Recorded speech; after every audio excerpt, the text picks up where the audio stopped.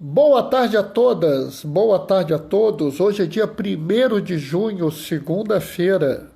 Está começando a live do isolamento, né? Vamos esperar agora o momento das pessoas irem chegando, né? O momento da acolhida que a gente faz sempre no início. Já chegou alguém aqui. Instituto Fisioterapia Intensiva e o Alix é o Fernando. Tudo bem? Pontualíssimo, é o que eu tento. Oi, Diane, querida. Tudo bem? O Instituto de Fisioterapia é bem-vindo, sempre bem-vindo. Todo mundo aqui é bem-vindo. Fernando, eu sempre tento ser pontual, porque acho que a gente tem que ter uma certa rotina, né, para poder ajudar vocês, né? Porque se fica uma coisa muito solta também, fica difícil.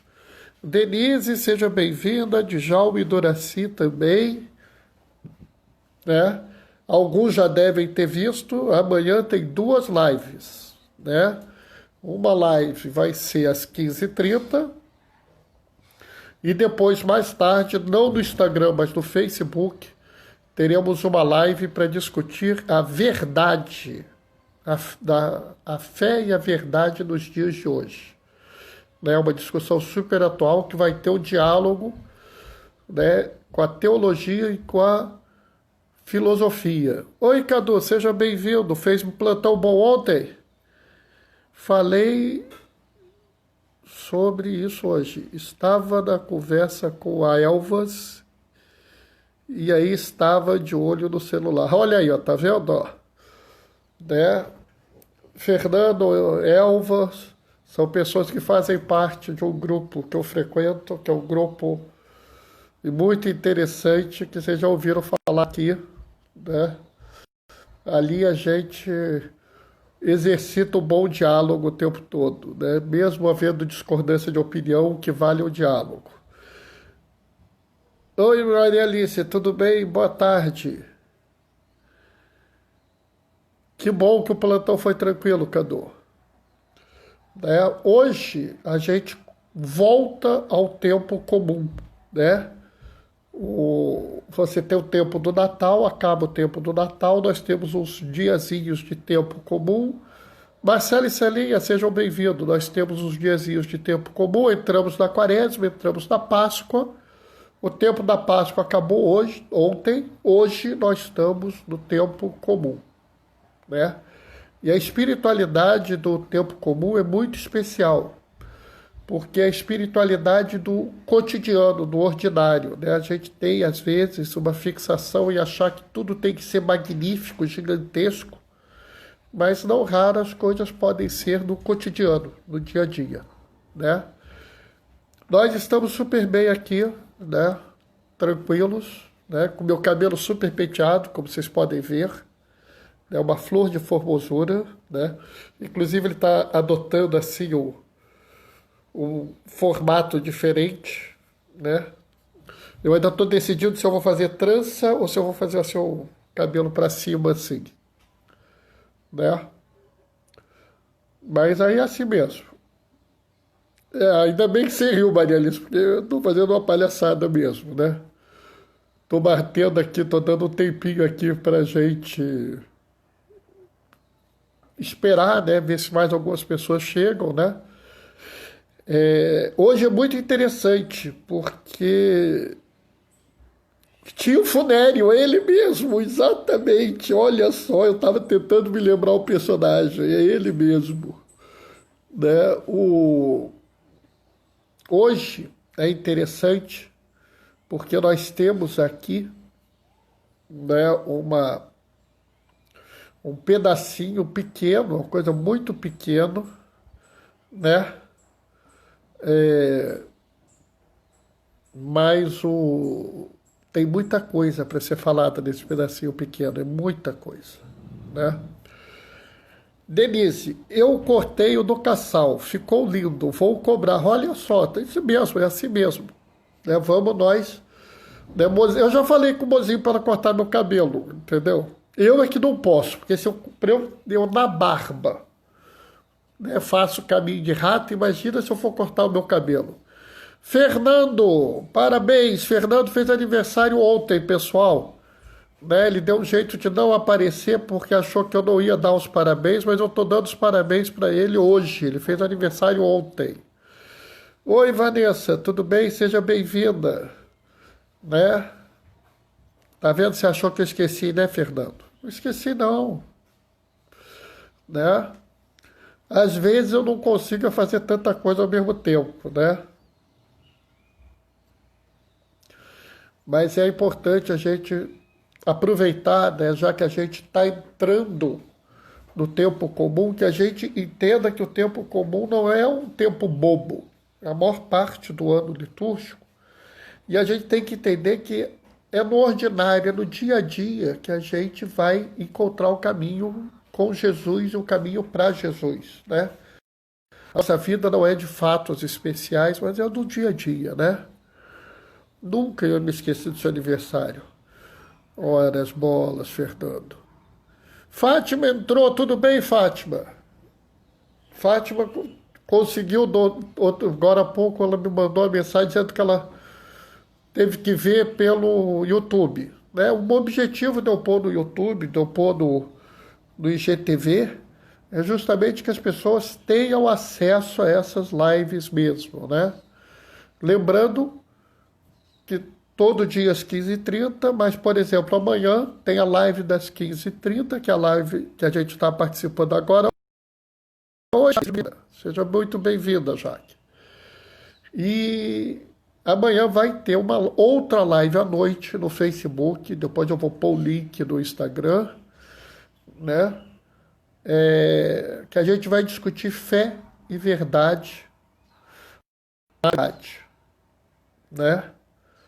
Vai ser uma discussão interessante, porque vai ter o Vitor, que é o filósofo, e vai ter eu. Então vai ser uma conversa com um diálogo filosófico e teológico sobre a questão da verdade na atualidade. Né? É um assunto provocante, provocativo. Né? E é muito interessante porque as pessoas acham que não existe uma estrutura, um conhecimento da fé, mas é uma boa oportunidade da gente ver, né, essa conversa da teologia. Né? Um dia desse a gente pode até pensar em fazer uma live fora dessa, onde a gente discute uma questão da visão da teologia. Né? Aqui a interpretação da Sagrada Escritura é diferente da teologia. A teologia veio para responder questões aos homens. Né? Então, por exemplo, quando surge o caso da célula-tronco, como surgiu há anos atrás, obviamente que a Sagrada Escritura não vai ter nada sobre célula-tronco. Obviamente que a patrística não vai ter nada sobre a célula-tronco. Né? Mas a teologia tem que dar ajuda ao magistério para responder. E agora entrou alguém aqui, Aurenido Azevedo. Eu acho que eu sei quem é. Eu não estou conseguindo ver a foto direitinho, não, mas acho que eu sei quem é. Oi, Vitor, tudo bem? Como é que você está, rapaz? Bom, pessoal, vamos começar? Né? Vamos começar, já fizemos o momento da acolhida. Então agora, Delance! Opa, que honra! Já fizemos o momento da acolhida, agora vamos fazer o momento da leitura do Evangelho. E depois a gente vai fazer a nossa segunda parte, né? Tô vendo que você trouxe o Clube da Treta inteiro, né, Fernanda? Hoje vai ser o negócio. O Senhor esteja convosco, Ele está no meio de nós. Proclamação do Evangelho de Jesus Cristo segundo João. Naquele tempo, perto da cruz de Jesus, estavam de pé sua mãe, a irmã de sua mãe, Maria de Cleófas, e Maria Madalena. Jesus, ao ver sua mãe, e ao lado dela o discípulo que ele amava, Disse a mãe: mulher, este é teu filho. Depois disse ao discípulo: esta é tua mãe. Daquela hora em diante, o discípulo a acolheu consigo. Palavra da salvação. E enquanto eu estava aqui lendo, a Rita de Cássia entrou. Tudo bem, Rita? Boa tarde. Pense bem. Essa... Entrou mais alguém também. Angry, não sei quem é. Mas seja bem-vindo. Nesse momento, a gente está saindo do tempo da Páscoa, indo para o tempo comum. Ou seja, a gente saiu daquele momento fantástico que é a Páscoa, que a gente passou o tempo da Páscoa todo na live do isolamento, e agora iniciamos o tempo comum. Na verdade, reiniciamos o tempo comum, porque ele começou antes da Quaresma. Só que a gente tem uma cerejinha de bolo. Existe uma solenidade especial, que é a solenidade de hoje. Maria, Mãe da Igreja. Né? E aí a leitura que foi escolhida para essa solenidade são esses 3 versículos do Evangelho de João. E o Evangelho de João é muito interessante, né? Eu não sei se vocês pararam para observar, mas o Evangelho de João, Maria só aparece 2 vezes, né? A primeira vez que ela aparece é nas bodas de Caná, que é o início dos sinais de Jesus. E a outra vez que ela aparece é essa, ao pé da cruz. Né? Maria não aparece presente no Evangelho de João. Aí uma pessoa pode virar e falar assim, quer dizer que Jesus abandonou a mãe, saiu correndo, nunca mais apareceu depois da boda de Caná, deixou a mãe sozinha lá? Não, não é isso. Quando o evangelista escreve, ele escreve querendo falar sobre Jesus, o que Jesus fez. E ele só coloca as pessoas quando essas pessoas têm alguma importância. Né? E aí ele nota 2 momentos importantes. Né? E é interessante que, nesse caso, Maria está no início do ministério de Jesus e Maria está no final do ministério de Jesus, mostrando que ela está desde o início do ministério até o final. Isso é uma coisa que a gente tem que entender para evitar determinadas interpretações que não é que estejam, vamos dizer, erradas, mas que são interpretações que podem levar a alguns problemas, né, e até alguns vícios na vida da gente. Entendeu?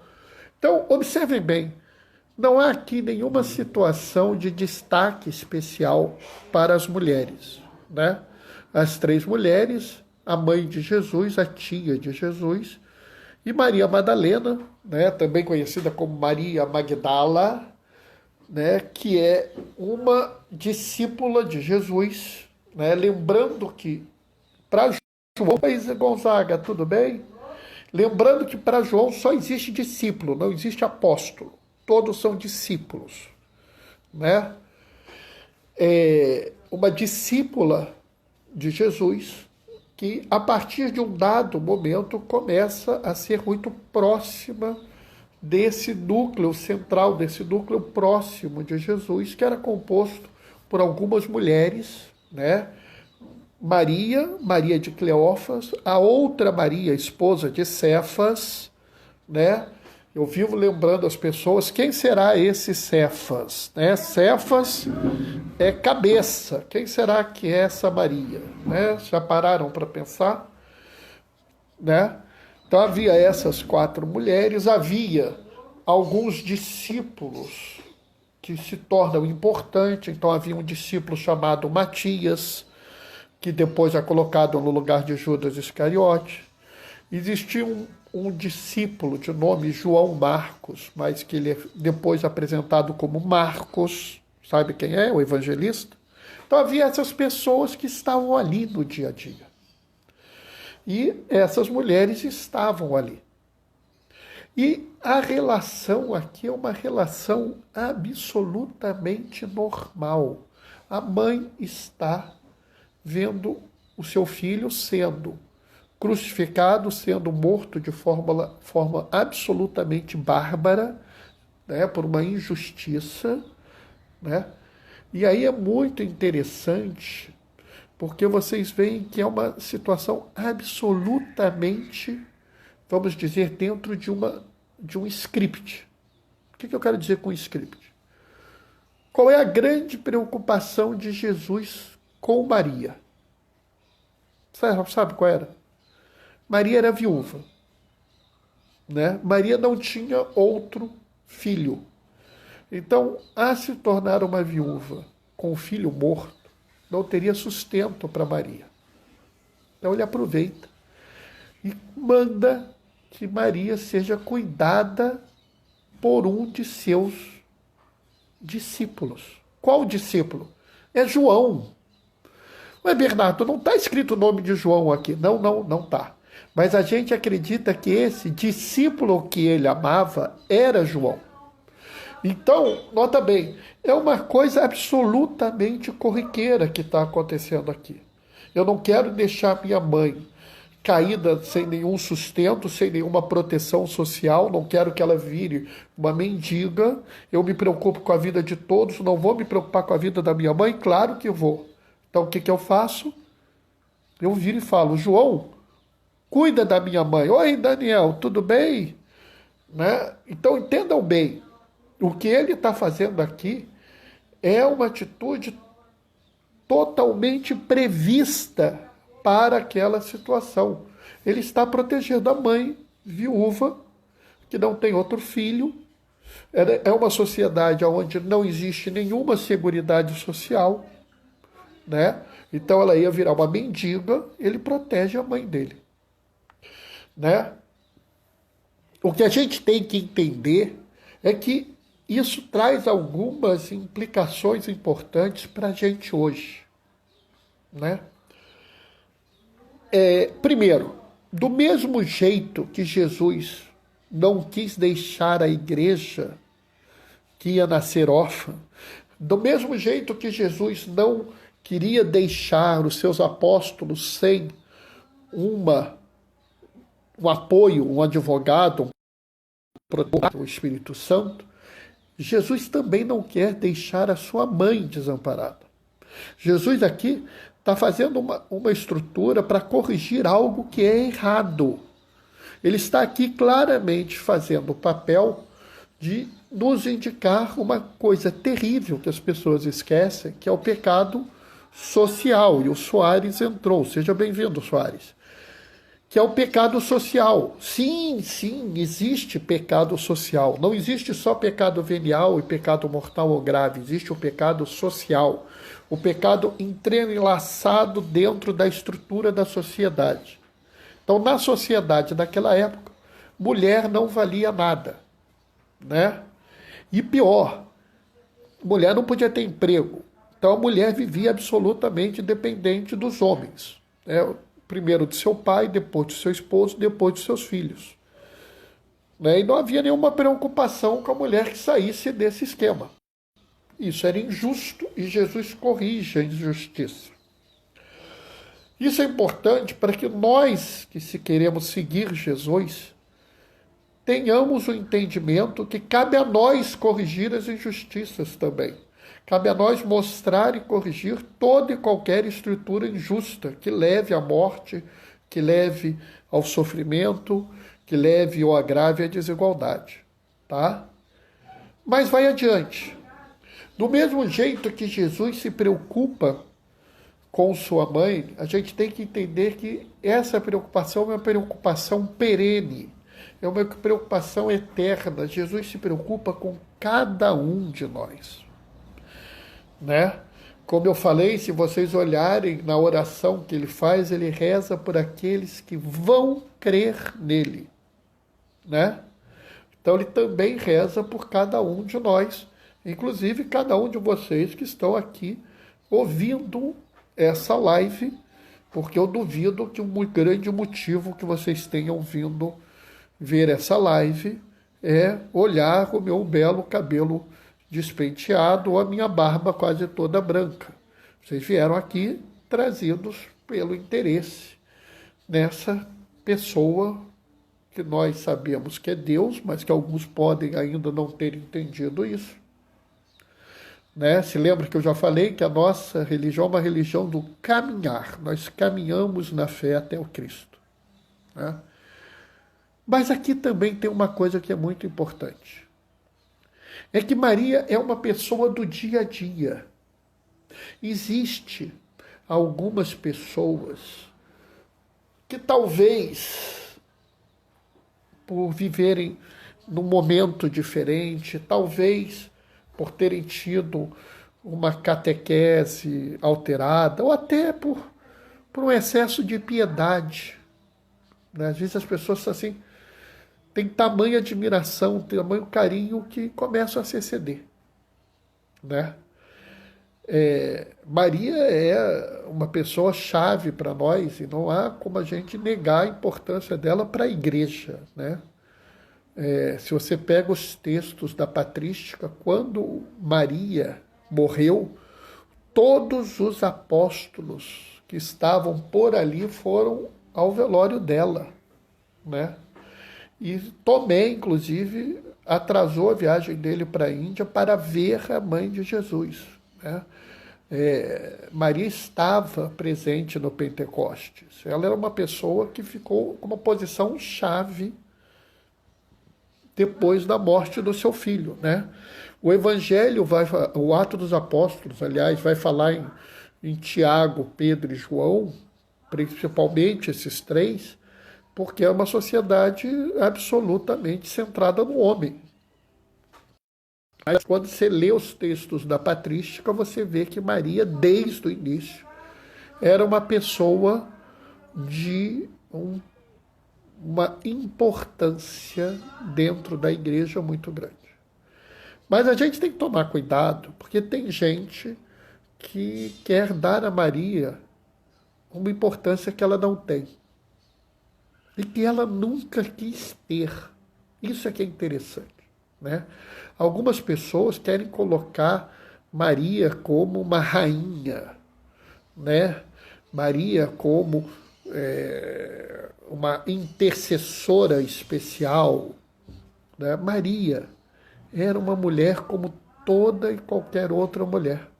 Né? Tem até uma música sobre isso, né? Maria, Maria, o tom é uma certa magia. Eu vou parar de cantar, pode deixar. Né? Como qualquer outra. O que torna Maria excepcional é que ela teve uma profunda adesão a esse plano de salvação. O que torna Maria uma pessoa melhor do que a maior parte das outras, né? E ainda bem que não tem nenhum muçulmano aqui, porque se um muçulmano ver eu falar isso aqui vai ficar muito irritado. Eu não sei se vocês sabem da profunda devoção que os muçulmanos têm por Maria, né? Ela é excepcional porque ela se junta ao seu filho. Ela observa fortemente tudo o que o seu filho pregou ao mundo. Maria não é, como algumas pessoas querem fazer, um atalho para chegar a Jesus, ou um pistolão para chegar a Jesus. Não, vamos fazer o seguinte, está muito difícil, Deus está furioso conosco, mandou o coronavírus, vamos falar com Maria, que Maria vai acalmar o filho. Pessoal, não é assim. Primeiro que Deus não mandou o coronavírus, né? Deus nunca quis a doença, a morte das pessoas, muito pelo contrário, né? Segundo, que a gente não precisa de ter um pistolão, né? Jesus Cristo, Deus Filho, de momento algum é um carrasco que quer maltratar as pessoas e que está enfurecido conosco e precisamos de alguém para ser nosso atalho, ou ser nossa pistolão ou atravessador. Agora, Maria é um exemplo para todos nós. Muito mais do que Maria, para ela ser pistolão para mim, eu devia rezar para ter Maria como um exemplo na minha vida. Ter Maria como uma pessoa quem eu devo seguir, né? Vocês já pensaram o papel de Maria nas bodas de Caná? Maria não tinha nada a ver com aquilo. Maria não ia ter problema nenhum se faltasse vinho. A vergonha ia ser do noivo, do pai do noivo. Ela não tinha nada a ver com aquilo. Ela podia ter deixado aquele casal começar a vida com uma desonra, porque isso não ia afetar a vida dela. Vocês notam isso? Só que ela já entendia que você só pode amar a Deus amando o próximo. Então ela vai ao encontro do filho. Meu filho, socorre esses homens. Socorre essas mulheres. Não deixa que essa família caia em desgraça. Né? E é assim, de certa forma, é interessante que Jesus fala, minha hora não chegou ainda. Não devo me revelar. E ela não discute. Porque não é uma questão de discutir. Às vezes, quando a gente tem a vida religiosa, as coisas parecem não estar exatamente da forma que a gente quer. E aí não é para a gente viver uma vida que a gente vai ficar discutindo. Ah, não, se Jesus não fizer isso, eu vou ficar triste. Se ele fizer isso, eu vou ficar alegre. Não, não. Mesmo que você ouça de Jesus, a minha hora não chegou, a sua hora não chegou, não é para ficar revoltado, é para seguir como ela seguiu. Ela não contesta o filho, ela apenas fala, façam o que ele disser. E isso é para nós também uma lição. Façam o que Jesus disse para fazer. Tenham Maria como um exemplo de pessoa que se importa. Né? Maria podia ter ignorado aquele casal das bodas de Caná. Maria podia ter feito como muitas mães faziam naquela época, que ficavam afastadas da cruz e do sofrimento e da dor porque era insuportável. Não, ela vai ao encontro do seu filho que sofre. E quantos filhos sofrem no mundo hoje e não tem ninguém para ir ao encontro deles? Se nós queremos entender que Maria é mãe da igreja, nós devemos entender que a igreja é um único corpo de pessoas que seguem juntas Jesus Cristo, que querem que Jesus seja o grande norte da sua vida. E que nós vamos todos juntos, observando as palavras do Filho, levar esse bem ao mundo. E lembrando muito bem que Maria é um grande exemplo. É um profundo exemplo de uma pessoa de fé. Fé que se materializou no mundo, sempre preocupada com o próximo. Né? Maria fica sabendo que ela vai ser mãe do Salvador e fica sabendo que sua parenta Isabel está numa gestação. E é uma gestação de alto risco, porque Isabel já era considerada estéril, era idosa, então era uma gestação de alto risco. O que Maria faz? Ela sai ao encontro de sua parenta. Maria o tempo todo se coloca como uma pessoa que está à disposição do próximo. Ela é uma pessoa de uma fé no projeto de salvação. Alguns teólogos chegam a dizer que em João, Maria poderia representar o antigo Israel, o Israel que sempre foi fiel à mensagem de salvação de Deus, e que reconhece Jesus como a materialização dessa mensagem de salvação, do plano de salvação. E é interessante porque esses mesmos teólogos falam que Maria, que representa o Israel fiel, principalmente os samaritanos. Sim, os samaritanos que eram desprezados pelos judeus, mas que nos estão referidos na bela parábola do bom samaritano. Vamos reconhecer, sim, que Maria é mãe dessa igreja. né? Mas vamos reconhecer, acima de tudo, que nós devemos seguir seu exemplo de fé profunda, oração constante, preocupação com o próximo. Porque você só ama a Deus se você amar o próximo. Amém? Bem, isso é o que eu tinha para falar hoje. Essa é a reflexão sobre Maria, mãe da igreja, que eu tinha para hoje. Eu falei uma coisa durante a homilia, eu acho que é bom a gente colocar, acho que não fazia parte na hora da reflexão explicar isso, mas agora eu acho que é legal a gente falar, né? Para quem não sabe, os muçulmanos têm uma profunda devoção por Maria.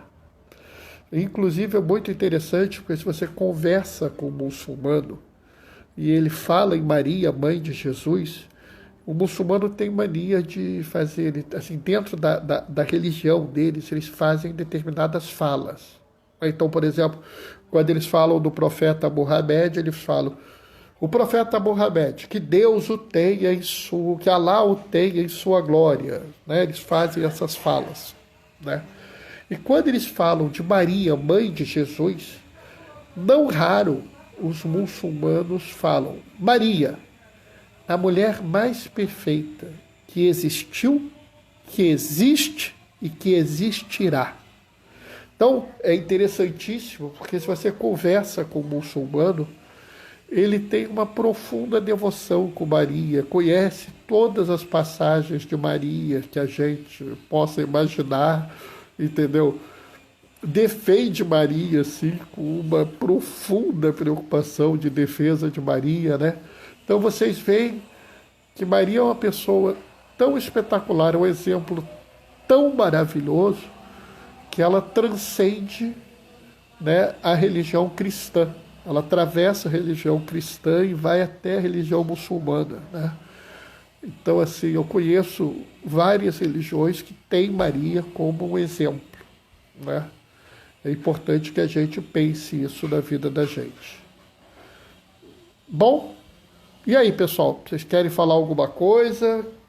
Tem alguma participação, alguma observação a fazer? Né? Volto a fazer a propaganda. Amanhã são 2 lives, né? Essa live das 15h30 e uma live às 19 horas, que a gente vai ter um debate, uma conversa filosófico-teológica, né? Um filósofo, e como teólogo não arrumamos coisa melhor, vai ser eu mesmo, né? Que a gente vai falar sobre fé e verdade na atualidade, né? É interessante essa discussão, uma discussão que vale a pena a gente ter, né? Agora, essa live da noite, depois eu vou pôr o link aqui no Instagram para vocês irem, ela vai ser às 19 horas, mas vai ser no Facebook, tá? Diane, não sabia da devoção dos muçulmanos com Nossa Senhora. Diane, eu não sabia também, né? Mas foi muito interessante que existe um movimento ecumênico. E eu entrei em contato com o movimento ecumênico, principalmente na época da escola diaconal. E aí, conversando com um muçulmano, eu descobri isso. E é impressionante, você conversa com eles, eles têm uma devoção assim. O muçulmano não tem santo, né? Eles não têm a figura do santo. Mas seria assim num grau, entendeu? Eu falo, tenho medo de alguém que fale mal de Maria perto de um muçulmano. Se ele for um muçulmano religioso mesmo, eu tenho medo, que ele vai ficar irritado. Tá entendendo? É impressionante o grau de... Assim, eu já vi, inclusive, por exemplo, festa de Nossa Senhora Aparecida. Eu já vi muçulmano ir à igreja, né, para saudar a Virgem Maria. É interessantíssimo isso, né? Tudo bem que alguns não entram na igreja, mas eu já vi alguns até entrarem na igreja no dia de uma das festas de Nossa Senhora, né? Já vi Nossa Senhora da Glória, já vi eles entrarem, Nossa Senhora de Fátima, já vi eles entrarem. Né? Então, assim, é até interessante, né? E é importante a gente pensar isso, que a gente... Se lembra que eu fiz uma fala sobre no caminho havia um estranho? Né? Não é porque a pessoa pensa diferente da gente que a gente deve achar que ela está errada. Né? Ela pensa diferente da gente, a gente não conhece ela, é motivo para a gente ir ao encontro dela. Tá? Foi uma grande surpresa para mim também, sabe, Diane? Quando eu vi isso, eu fiquei profundamente surpreendido. Agora, eu fiquei bem surpreendido, eu gostei de saber disso, né? Porque acho que sempre a gente deve buscar, é uma coisa do movimento ecumênico, a gente deve buscar o que nos une e não o que nos separa, né?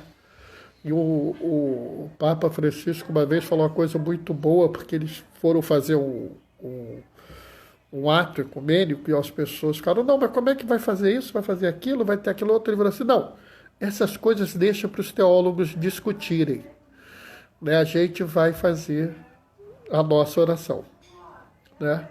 Então acho que isso é uma coisa que a gente tem que trabalhar na vida da gente, que a gente não queira, né, dizer assim, que só a gente tem razão, que só vamos tentar entender a razão dos outros, né? Acho que a gente tem que aprender a crescer, né? Jesus, ele inclusive fala uma vez, se a pessoa não está contra mim, ele está ao meu favor, né? O mundo fala, se você não está comigo, você está contra mim.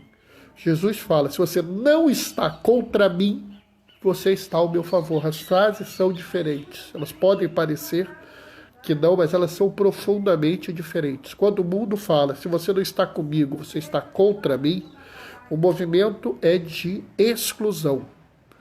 Quando Jesus fala, se você não está contra mim, você está ao meu favor, é um movimento de inclusão, né? Acho que isso é importante para que a gente possa viver uma fé bem forte, bem dentro do que Jesus pediu para a gente, tá? E lembrando sempre aquele velho conselho, se você tiver uma dúvida, não sabe o que fazer, né? Uma das soluções é pensar assim, o que Maria faria? Né? Porque ela é mãe da igreja, ela sabe te dar um bom conselho. Bom, alguém tem mais alguma coisa que queira falar?